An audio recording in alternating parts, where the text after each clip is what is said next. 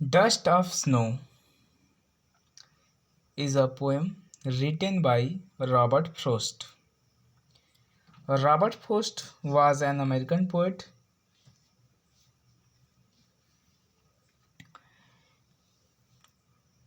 अब इसमें पोएम के बारे में लिखा है। The poem dust of snow is a simple and short poem. 8 dust of snow क्या है? एक साधारण और छोटी सी कविता है। 8 इसके बावजूद with a deeper and larger meaning, इसका बहुत ही गहरा और बहुत विस्तृत अर्थ है।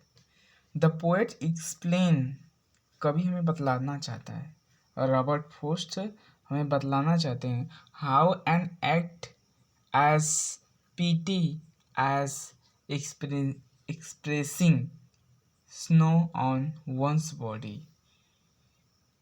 एक दिन कितना सुहाना, एक कार्य किसी के दिन को कितना सुहाना बना सकता है जब उसके शरीर के ऊपर can brighten one's day off, या किसी के शरीर के ऊपर यदि बर्फ के कुछ कण गिरते हैं तो उसका जो दिन बाकी का होता है वो कितना खुशहाल भरा हो जाता है। The message of the poem is put into words by Robert Frost, always a large significance.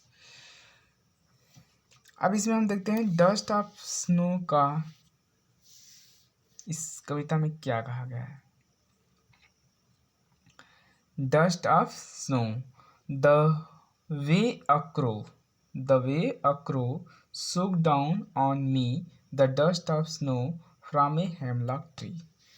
कवि कहता है कि वह हेमलॉक ट्री मीन्स होता है धतूरे का वृक्ष, एक ऐसा वृक्ष जिसमें क्या सफ़ेद फूल लगे होते हैं, और वो क्या है जहरीला वृक्ष होता है जिसे लोग अशुभ मानते हैं। और काफ़ी जो पोएट होता है रॉबर्ट फ्रोस्ट होते हैं वो काफ़ी दुखी होते हैं, और वो कहाँ होते हैं धतूरे ए हेमलॉक ट्री के नीचे, यानी अंडर अ हेमलॉक ट्री।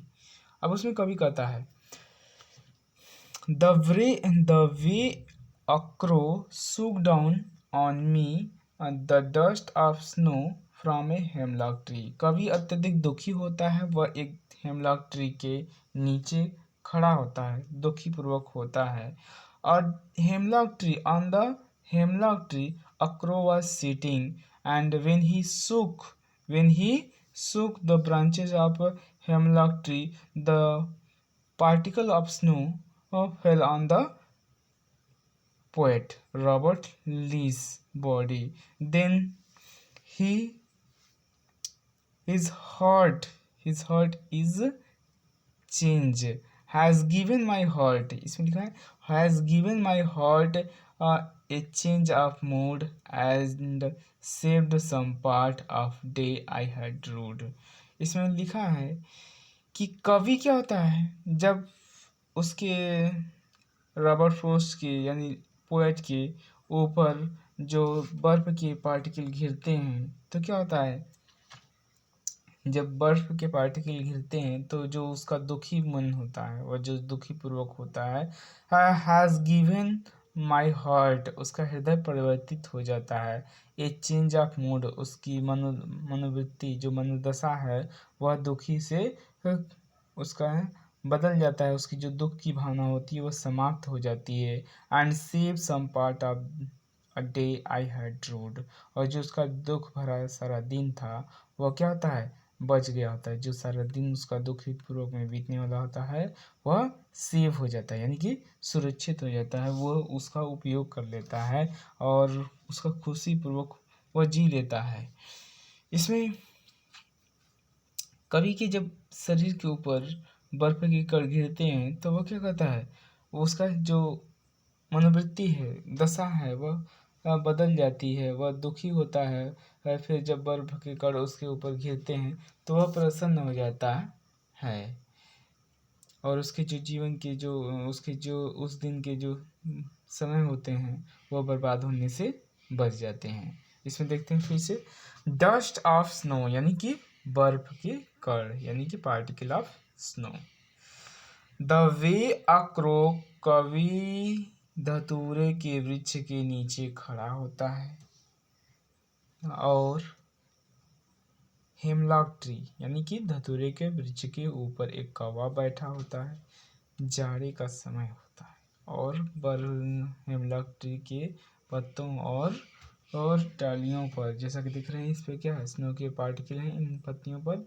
ये किसका है, हेमलॉक ट्री का पत्ता है। तो उस पे क्या होता है, बर्फ के कलर बैठे होते हैं। और जैसा कि आप स्क्रीन पे भी देख सकते हैं, यहाँ पर आपको एक हेमलॉक ट्री दिखाया गया है जिसपे आप एक कौवा बैठा हुआ है। जब वो कौवा अपने डाल क्या है हिलता है, ब्रांच की डालियों को हिलाता है, तो जो उस पे डालियों पर बर्फ के कण होते हैं वो कवि के ऊपर गिरते हैं और उसका मनोदशा बदल जाता है और दुखी से प्रसन्न हो जाता है।